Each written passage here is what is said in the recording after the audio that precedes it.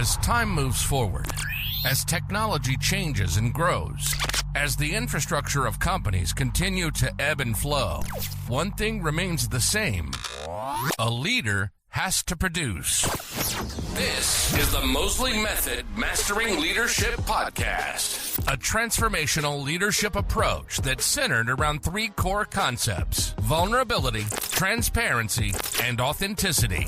On this show, you'll learn how to be open and honest with yourself and with others, while also developing trust, empathy, and respect within your team. You'll learn how to empower them to take ownership of their roles and responsibilities. This is the Mosley Method Mastering Leadership Podcast. And now your host, Edward E. Mosley Jr.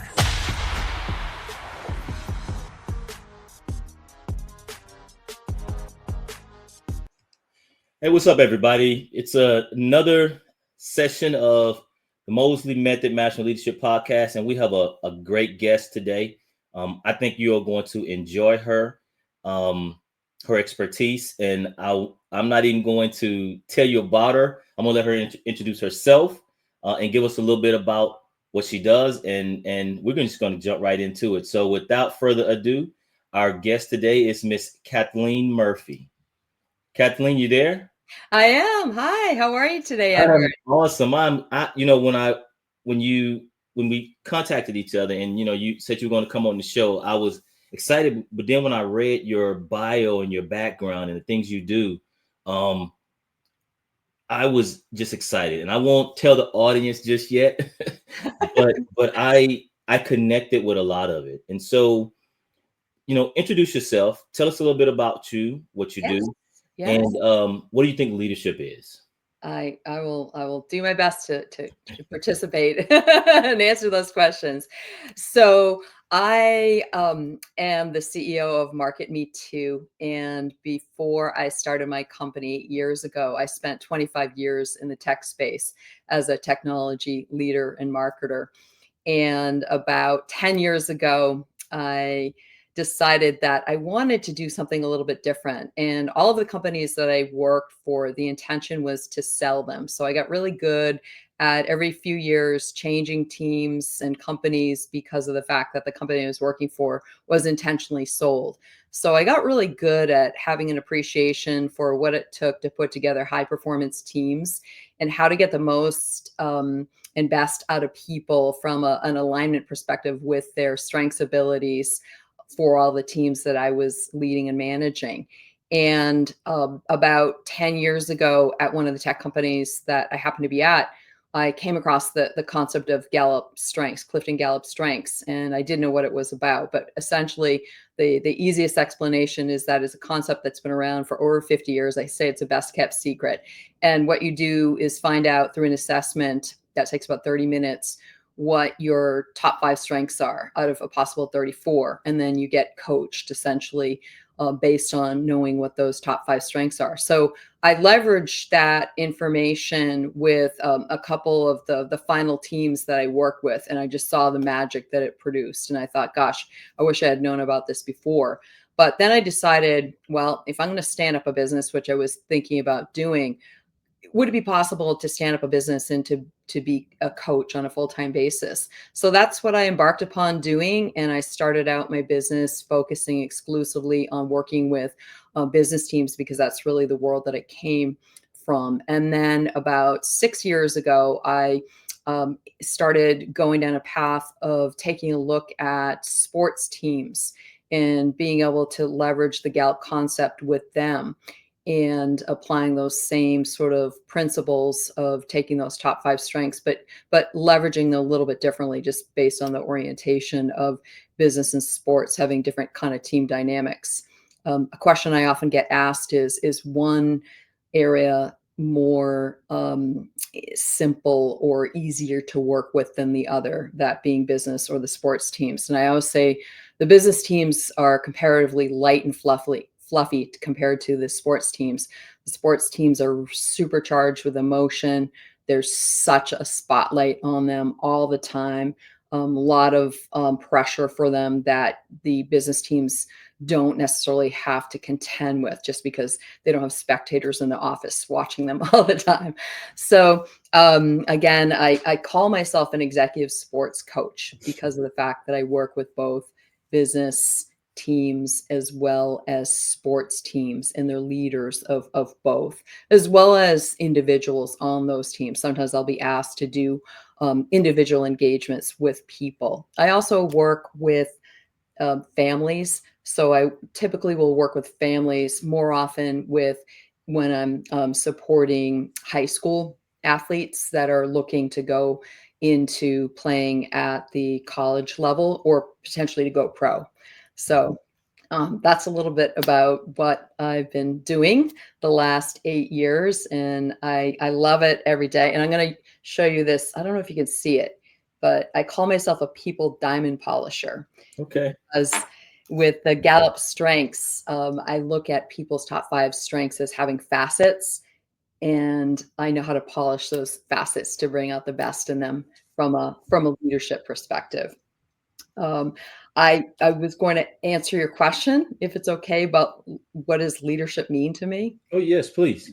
What does that look like? So I look at leaders as being uh, people that should, like myself, try to have a ripple effect on others, and to always be in a position to looking out and to find opportunities to take people to the next level, to empower them to be better than they are, to have a sort of servant leader mentality of putting others first for the benefit of the team itself, and also the importance of having an exceptional self-awareness of yourself as a leader, and that I think is absolutely critical. And I think that it's also really important for leaders to understand that you know, their role is critical in terms of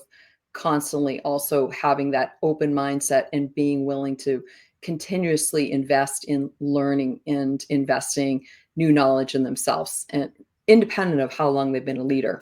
Yeah. Yeah, I really like that. And I think that's one of the bigger, I would say bigger, I don't want to call it the issue, but the biggest issue, just call it the issue, is that leaders,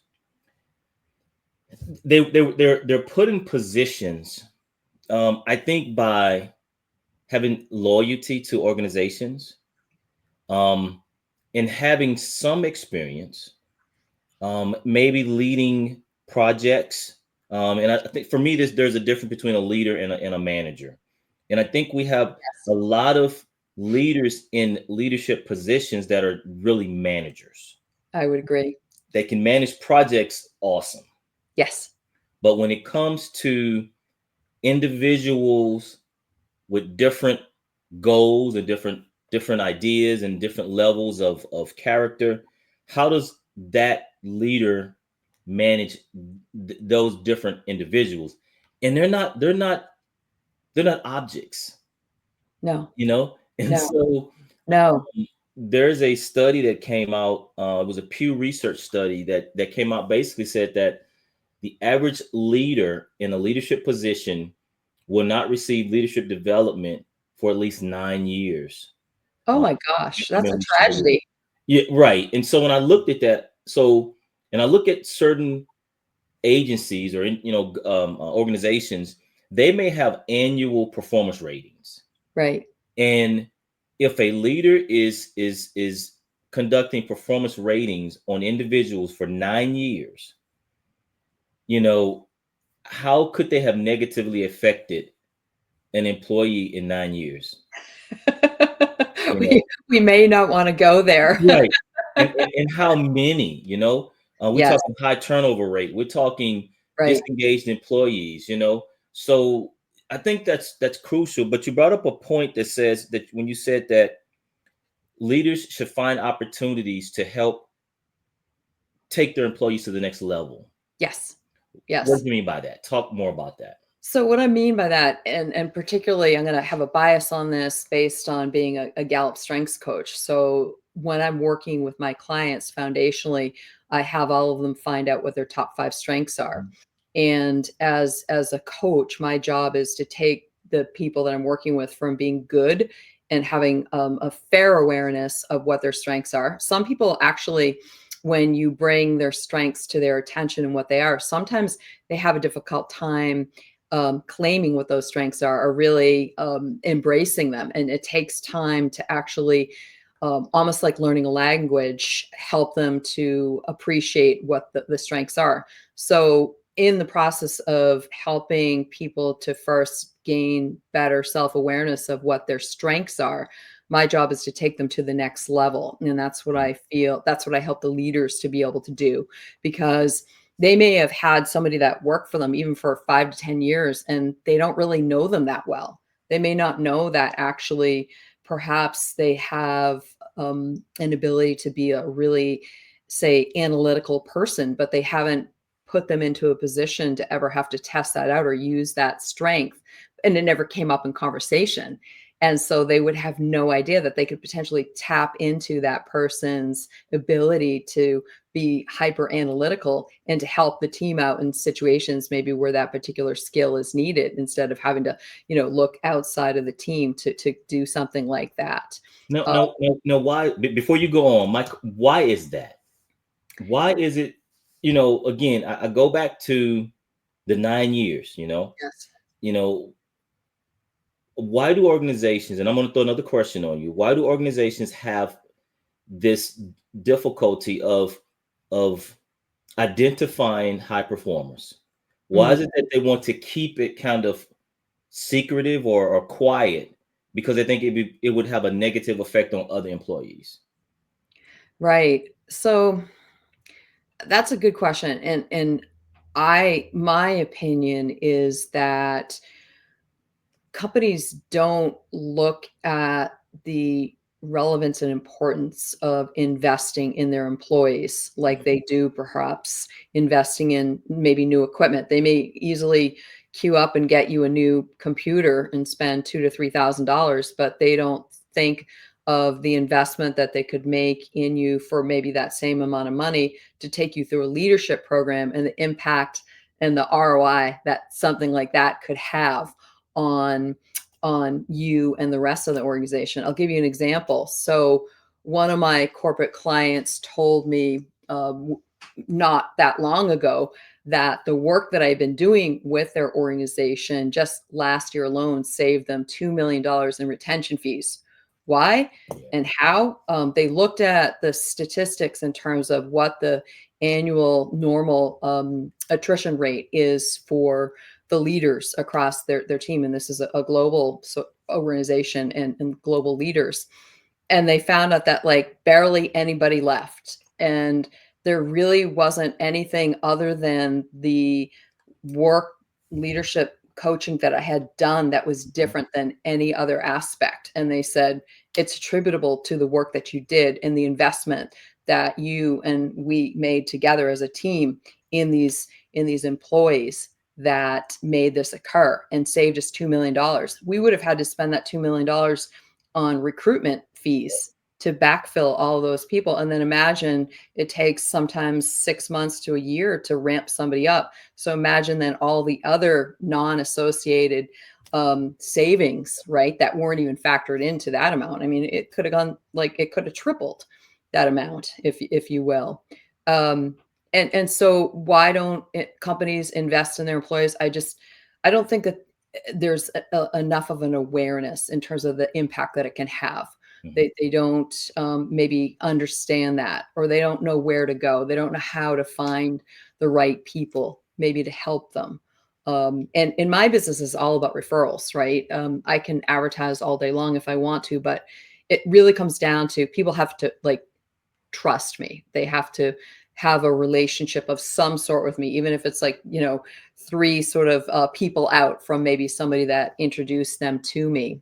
And because it's a pretty sort of, I'll use the word intimate business in terms of like, you have to really get to know people and dive in, and you're gonna be sharing a lot of information with one another. They have to trust you, but that's a leadership component too, because they have to trust me, because I'm trying to help them also to be more trustworthy and trustful of the people that they're leading, to be more authentic and genuine. And that isn't always something that is understood, that is critical to being a successful leader. The best teams led by people have leaders who are open, Yeah. who are approachable, who are easy to communicate with. And actually, I'm going to throw out a word that may surprise you, that make you feel actually appreciated and loved. Yeah. They may not tell you that they love you. They'll tell you that they appreciate you, because let's face it, in the corporate world, you can get into trouble by telling people maybe you love them. You'd be taken out of context, but you're going to feel it. You're going to know, right? So in order to get leaders to that place, um, it takes some specialized work, but it's worth it every single Yeah. time. I think another word that I like to use is to feel valued. They Yes, feel valued. So when you said appreciated, I knew exactly where you were going, and that's hard. it It is. and one of the things that I see when I talk to organizations or leaders, um, they try to live. It's almost like they're living two different lives, Yes, and so you want to be this way at work, and then you want to be this way with maybe some employees or peers that you kind of befriend, and you may go out to lunch or something. But then you have this other self, or this other person you are when you're with family. And I always tell them, one of my first things I like doing with leaders is doing self-discovery. yes. And what I have found is a lot of leaders, you mentioned earlier about the strengths, but a lot of them don't even know their leadership style. They don't. No, You you're know, yes, that's a very good they observation. have Right. it's been passed down of observation of looking at senior leaders and supervisors, and managers, and seeing how they lead, how they led, how they managed. And they you would pick take bits and pieces from everybody. Right. And now you've been at this organization for some time and showed your value, and you get promoted, and you're trying to do these things. And now all of a sudden we go into COVID, and now we're into post COVID, and they're calling it now this modern business landscape. Mm, And organizations are trying to use old traditional style leadership mhm. in a modern style environment. I completely agree with you, and I wanna go back to something that you also said, in terms of how some leaders feel like they've gotta be 2 different people, and I feel like 2 things, that it's both disingenuous and exhausting to It is. have to, like, carry 2 personas like that. So, I'm sure, like myself, you probably focus a lot of time and attention on helping people to be authentically themselves. So, to your point, one of the ways that you can help them to do that is to distinguish what is your leadership style. Yeah. And depending on who they've had the privilege of seeing from a leadership style perspective is going to obviously impact their leadership style, unless they're being very intentional and looking outside and seeking sort of other ways to maybe mimic leaders that perhaps that they've either heard about or asked about or maybe talked to. But I think, in terms of just thinking about just growing up, right? Many of us obviously are impacted by who brings us up. Mhm. You can't help it, right? That's your environment. So it's very difficult to kind of go outside of that to learn from. You have to be incredibly intentional. Like maybe you could learn some different ways of maybe how to act differently when you grow up based on going to your friend's house and seeing maybe how their family interacts, right? And learning from their style. But it's the same kind of thing with leadership. But gosh, I feel so terrible for those leaders that feel like they have to be 2 different people. Yeah. And I don't know if you know this, but and this is right in line with what we're talking about. Um, I did 22 years in the Marine Corps. I did know that. And Thank you for your service. thank you. You're welcome. And seeing the leadership style of general officers and senior executives, you kind of take that authoritative kind of leadership style and structure. You know, there's one leader and everybody falls in line in this pyramid. And, you know, if we have to take the hill, you got to take the hill. You know, you tell them what, you know, you need done. That finger's pointed, do this, and you're moving out. No questions asking you, and you're moving on. And coming, you know, retiring from the Marine Corps and going into corporate America, it was an eye opener, because, you know, when you're trained that way for 22 years, Right. you know, and this it's a known fact that military service members have issues transitioning from military. And so when you have somebody that has been trained a certain way for 22 years, It's a long time. it's a long time.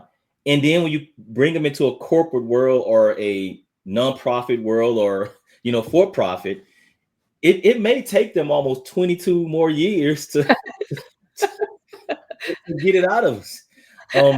I mean, I'm telling you, when I really noticed that I was still in what I call military, I call it demilitary, but when I was taking pictures, I would notice that when I looked at my hands, my hands were still like I was holding them at a position of attention.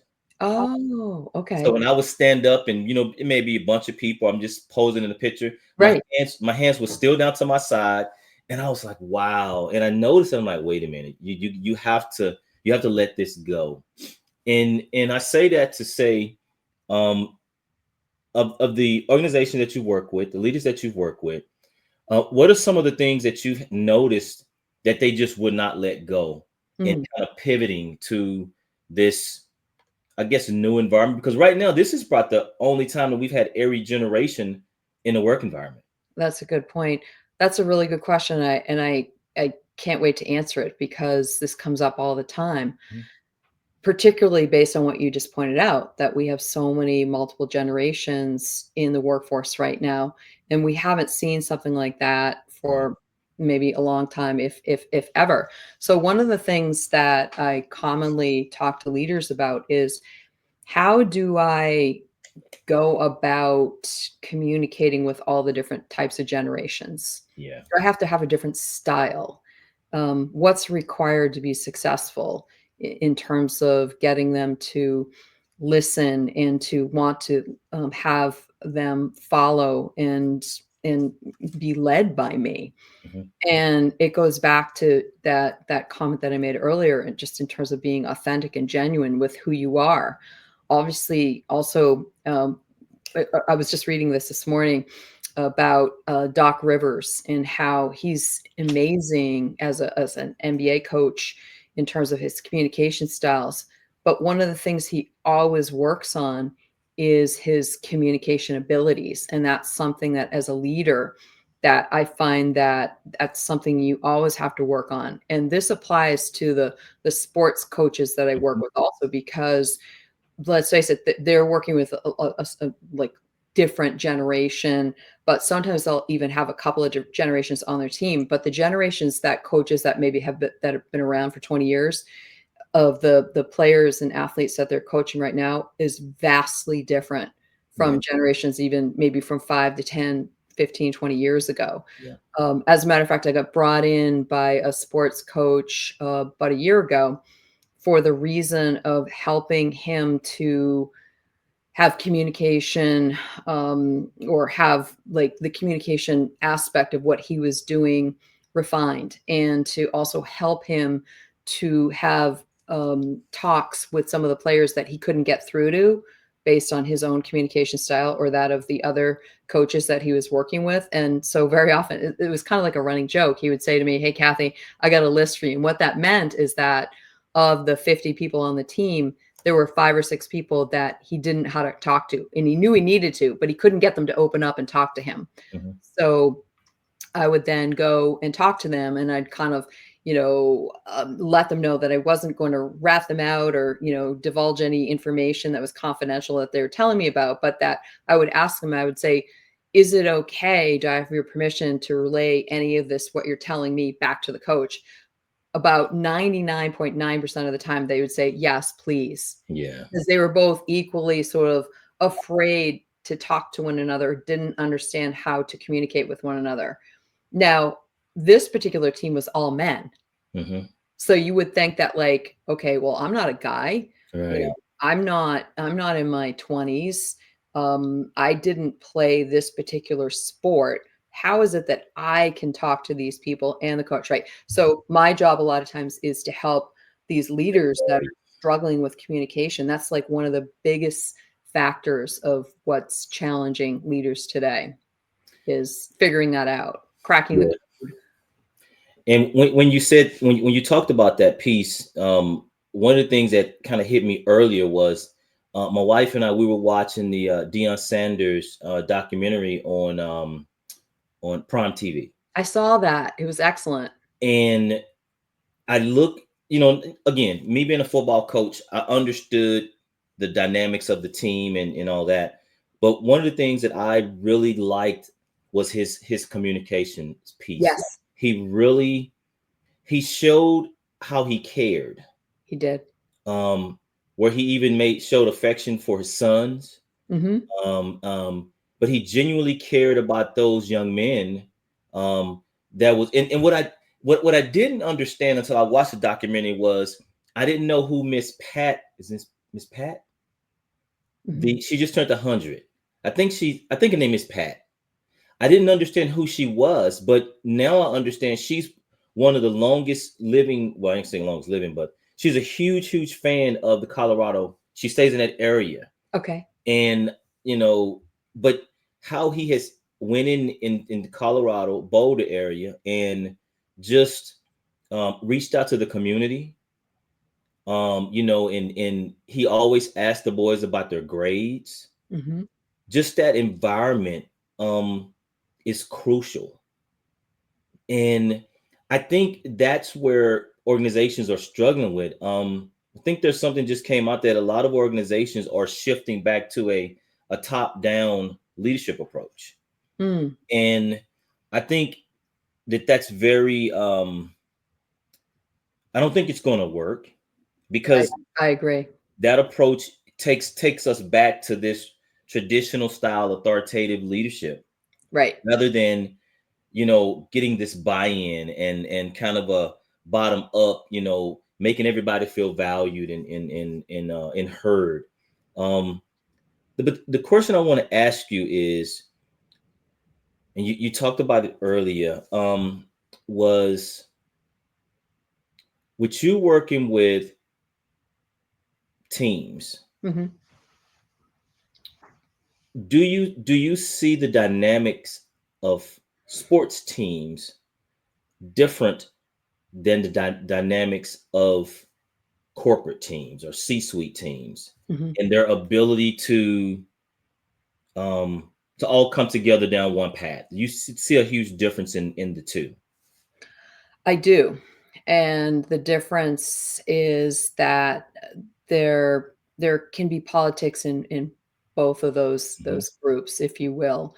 But the sports teams, the winning sports teams, don't let politics get into the mix and impact them negatively. And whatever the personal agendas are of those athletes on the teams, they have to leave them on the side. They can't bring them into the mix of the world for that team to perform. But that isn't necessarily the case at the C-suite. There are all of these different sort of agendas that are occurring. And what you find is that the companies, now I had the great privilege of working for these incredibly high performance teams that were exceptionally well run. I saw some that were dysfunctional, and they still got there. They didn't get there as quickly, and they probably didn't make as much money as they intended to do because of the dysfunction of having these agendas, these sort of political agendas, that they couldn't all get on the same page. And they just, at the end of the day, there was lack of trust. You can't have one person, be off the page and not be at the same level of trust as all the other people on the team if you want to take it to the highest possible level for performance. And the difference, obviously, between the sports teams that I'm working with in the C-level suite is probably anywhere from 30 to 40 years, delta, age-wise, right? But yet I find that sometimes, interestingly, the younger student athletes are oftentimes honestly more mature or act sometimes more mature than sometimes the C-suite level people. Why? Because I think that a lot of these student athletes have also had to develop their self-awareness and have fast paced to do that in order to perform at the levels that they are. Whereas there are C-suite level people that have gotten into C-suite level positions. And to your point earlier, even though maybe the majority of people aren't getting their professional development for leadership for 9 years, some of these C-suite leaders never got any here at all. So that's why you see this kind of dysfunction taking place.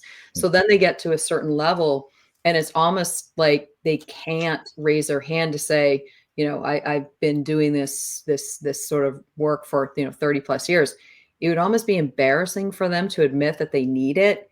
Yeah. But they do. You're not like aging out of being able to benefit from coaching of any kind, leadership coaching.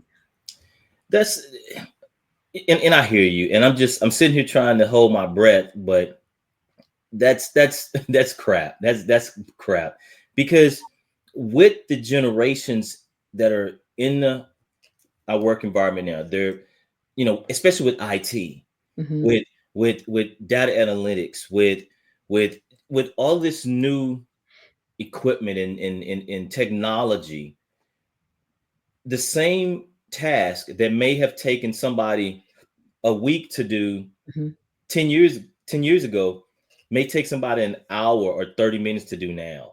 Right. And so I was at a conference, and one of the senior executives made the statement that the reason that he did not believe in sending his employees to leadership development or any kind of developmental training is that when they would return back to the organization, that he knew it was only a matter of time that when they would be leaving.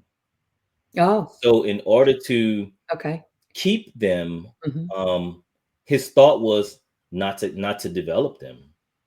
And what so, a shame. Huh? What a shame. Yeah. That's a culture problem right there for you. And so we're sitting there, and my senior executive, who we were running this leadership development or this leadership seminar, and he said, "Okay, hold up, time out."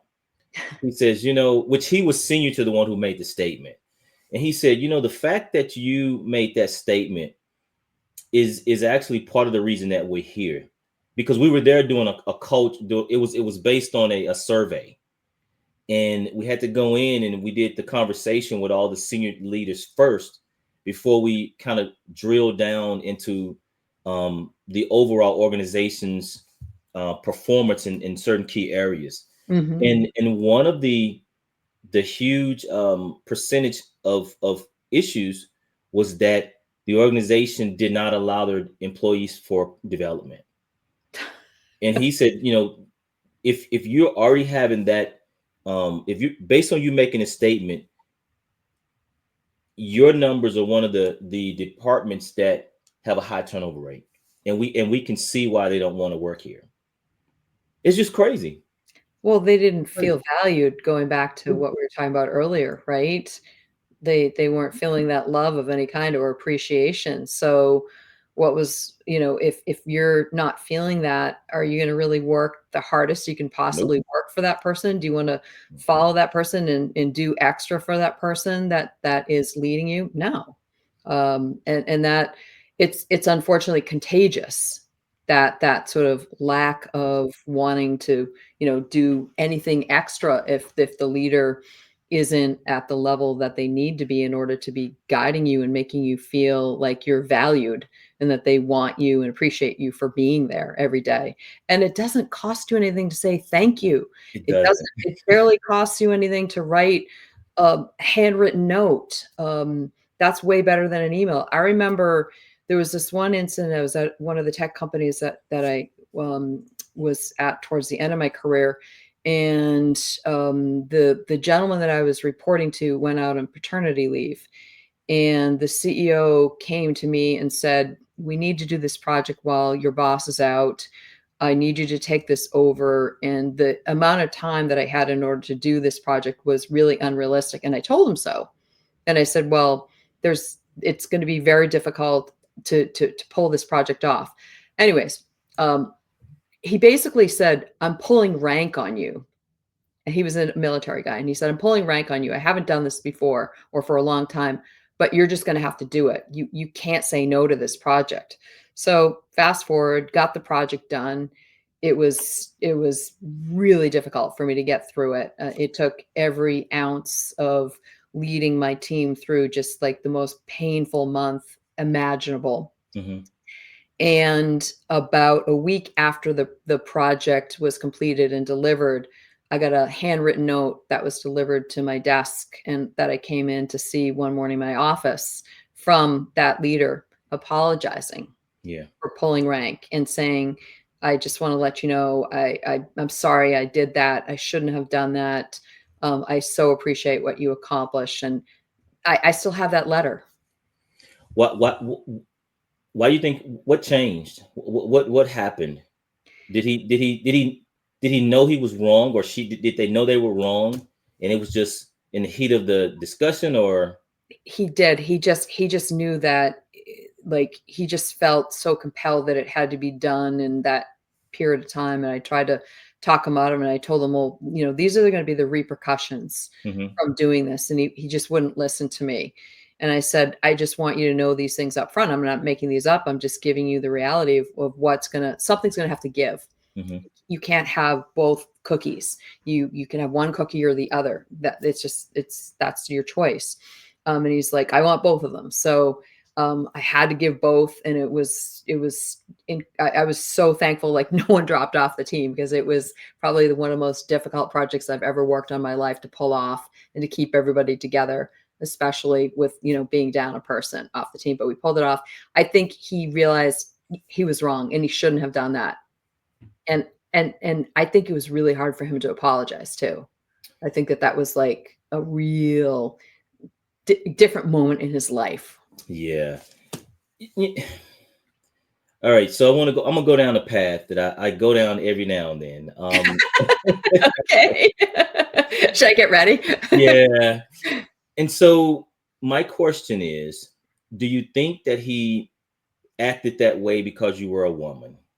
Would he have acted the same way if it was a man? My instinct is that, unfortunately, yes, I think he acted that way because I was a woman, but I still think he may have tried to do that even if I was a guy. But I think that he felt more able, or just like felt less whatever he should be feeling Yeah. as related to asking me to do what he asked me to do to pull off the impossible, which I did, because I was a woman. Hmm. But he didn't expect me to push back either. So I pushed him, like, I fought him on it, Hmm. and he didn't expect that at all. So, Were there any funny looks or something, or? oh yeah, you should have seen the body language. And he was a tall guy. He was probably like, I'm 5'6". He's good, like 6'6". Oh wow. So imposing guy. So now I can see. You said he was military, right? Mhm. Yeah. Yeah. So Wow. the stance he probably took on Yep. me, right? Yep. Hands on the hips, Yep. looking at Yep. me, looking down, trying to act all imposing and everything. And I wasn't taking it. I was like, "Look, I played sports."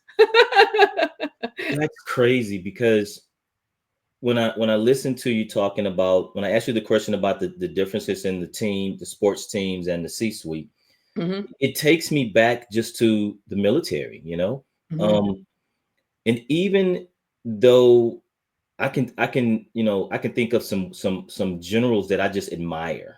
Mm, Um, they were probably some of the most open.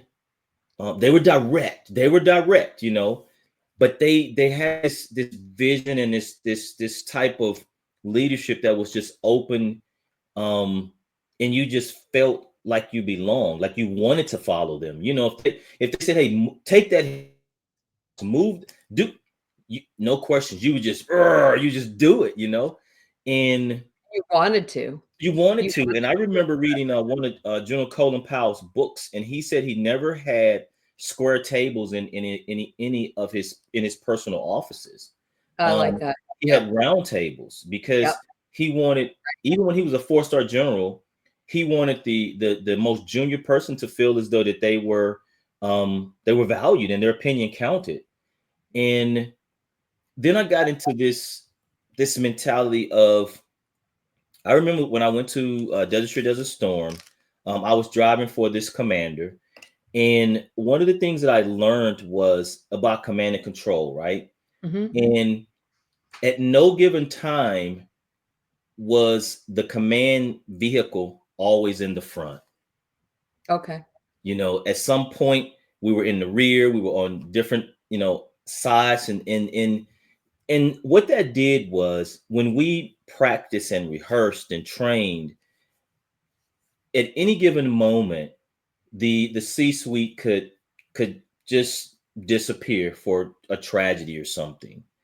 And have we trained our employees? Have we trained our teams? Have we developed them to the point to where they can continue? And I know this is going down to succession planning, but I know a lot of organizations I deal with don't have succession plans. It's funny you should say that. I just had somebody contact me recently about succession planning, helping them with that, and passing that tribal knowledge, passing the information along, ensuring that there was going to be a smooth transition when that succession planning was to take place, and Mhm, preparing for it. They ultimately decided to not do that, mhm. which is, I think, going to be problematic for Yeah. them, and unfortunate, because I was thrilled that they were thinking about doing that. I felt like I wasn't upset that it wasn't a project that I was going to take on. I felt the angst for the employees that were going to have to suffer the Yeah. consequences of that not having been put into place, you know? And I just don't get that. I really don't. I don't. When I look at certain federal agencies, some that I've worked in and some that I've kind of worked with, um, we don't train our leaders until they're in the position. And it's just like this succession thing. We don't talk about succession until the person is gone. I had one supervisor that she told me um that she could not send employees to supervisory or leadership training because they weren't in a supervisory or leadership position yet. So you want to wait till they get into a supervisory position to send them to be a supervisor. Right. That's just backwards to me. It is, it is. It's like asking somebody to get into shape, but not giving them any clue as to how to go about doing that, or any methods that would allow them to do that, not giving them any kind of support in any way. It doesn't make any sense. It's basically setting people up to fail, It is. It which is is. a tragedy again, in Yeah. terms of it, because it's so avoidable. hmm hmm hmm So, out of the organizations that you've worked with throughout your years, do you see a trend up or down, or still the same when it comes to women in leadership positions? I've had a couple good friends that they basically just walked out of corporate America because it was just so, they just couldn't deal with it. So, what are your thoughts on women in leadership positions, and are we as a country, or are we as corporate America, organizations, even at the sports teams levels that you've worked at, are you seeing, is it equal? Is it still off centered? Is it? If you're asking the question, is there equal representation for leadership in both sports and in the corporate world? The answer is no.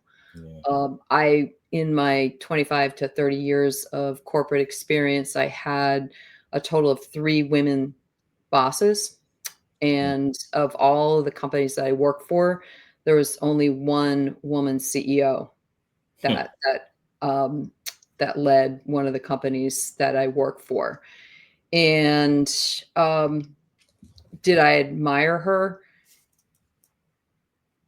To some degree, but did I feel like she represented women well? No, I Mm. didn't. That was my own personal feeling, and she recognized a lot of her deficits and is working on it. But I feel like, unfortunately, women are also held to a higher standard in leadership positions. They're not necessarily equally compared to men, and I've seen this for years. And I find that the capabilities that women leaders have to have exceed that of men being put into positions of equal stature with far less experience and capabilities. And so it's also, I hate using the word, but it's a tragic scenario that I only saw one out of all the companies that I work for. I work for a lot of companies because, in those 25 to 30 years, I changed jobs every 2 to 3 years because the intention was for those companies to be sold. So there's an opportunity there to see more women, right, in leadership roles, Right. and there wasn't.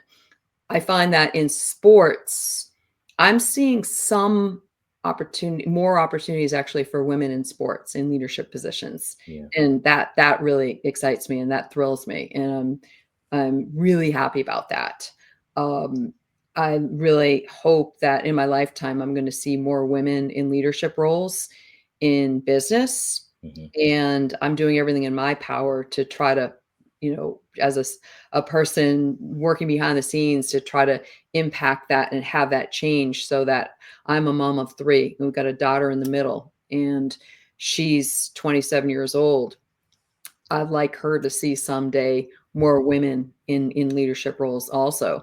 No, she didn't work in tech like I did. She worked in another very male-dominated field, which is the finance world. Yeah. So, but yeah, she did have a woman boss. Yeah. And so that was good, right? She at least had some representation Yeah. early in her career. And I will admit that um of those women bosses that I have had, I would say half of them were just they were pretty bad. They yeah. Yeah. And I, what do you attribute that to? you Lack know, of training? say again. Lack of training? Just Well, I think the one that just sticks out the most to me, um, I think she just had a bad character. okay. She should not have been promoted. Okay. She should not have. Now she now she's a good manager. You give her a project, she performed well, and she was promoted um based on doing great work as a manager. Right. And so they promoted her into a supervisory position that worked in HR, Mhm. that reported directly to the C-suite.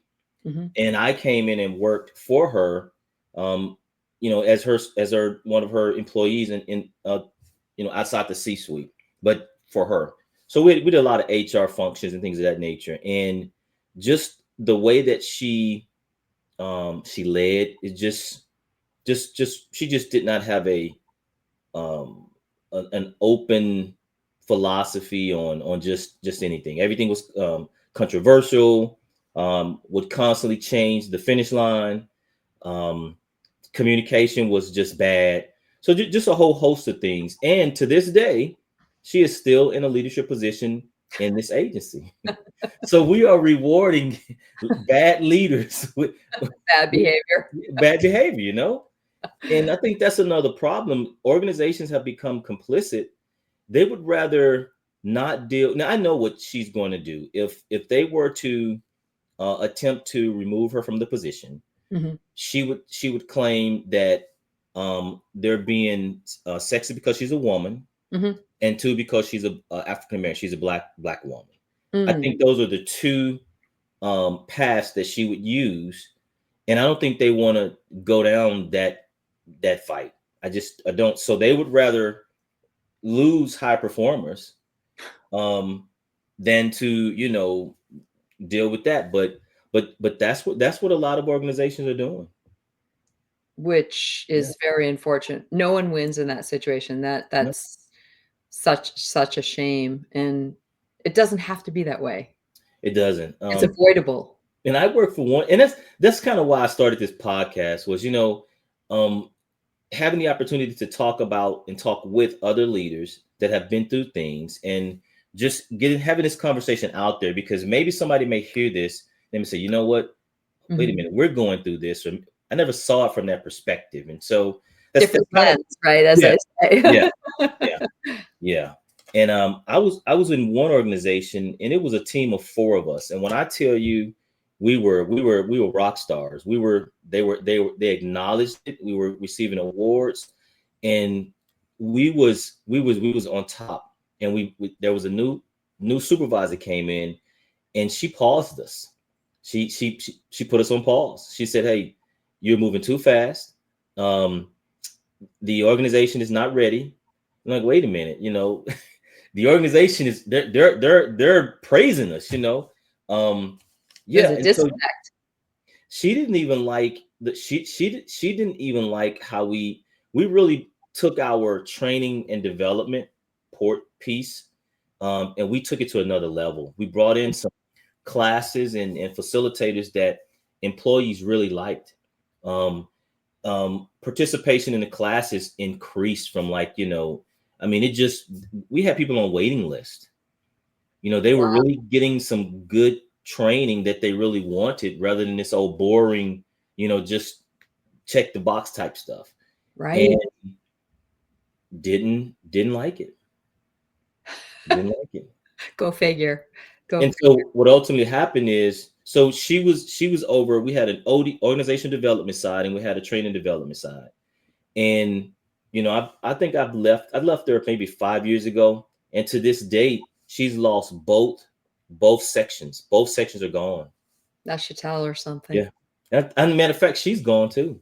Oh, okay, okay. She's Wow, gone too. So well, Kathleen, I think we've had a great conversation about a lot of things, thank you. and I would ask you, um, what are some gold nuggets that you would share with our listening audience, to aspiring leaders, to C-suite leaders? What would you tell them?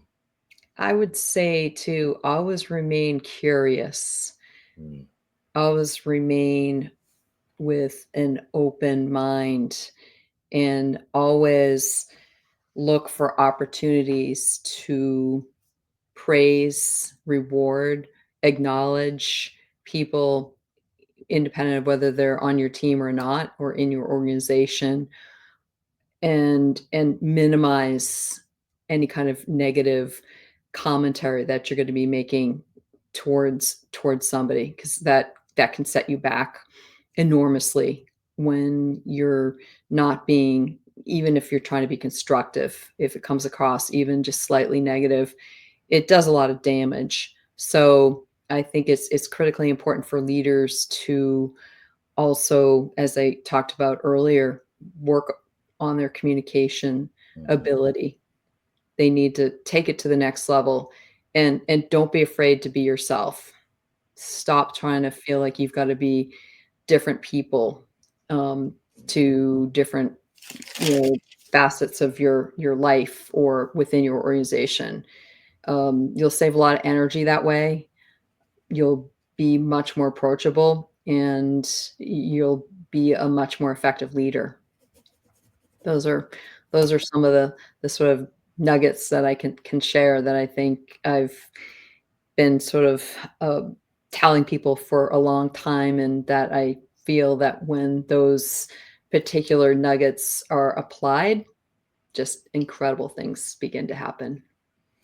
I again, I want to thank you for taking the time out of your day to come on the podcast and just share some knowledge and wisdom. Just have some great conversation. And I think what you do is very, very important. Thank you. Like we kind of talked earlier, I've always seen a gap in support especially when it comes to those student athletes. Mm-hmm. And now with them in the D1s, all the college students are able to, get sponsors and things. Now they're getting, millions and $1 million worth of sponsorship.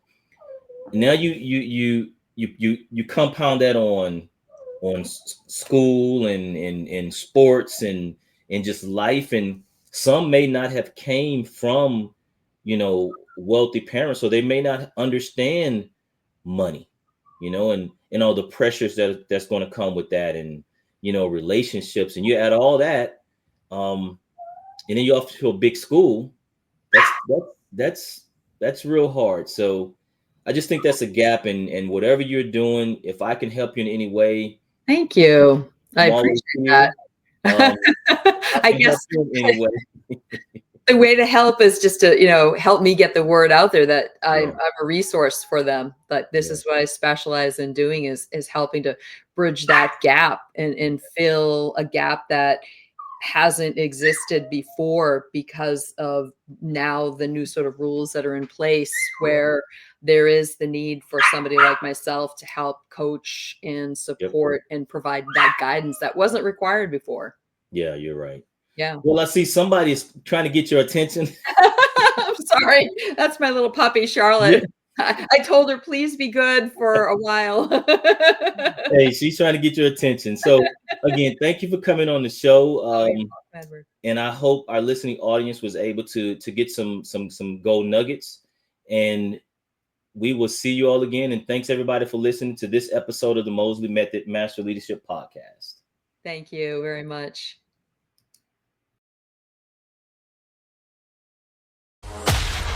You've been listening to the Mosley Method Mastering Leadership Podcast.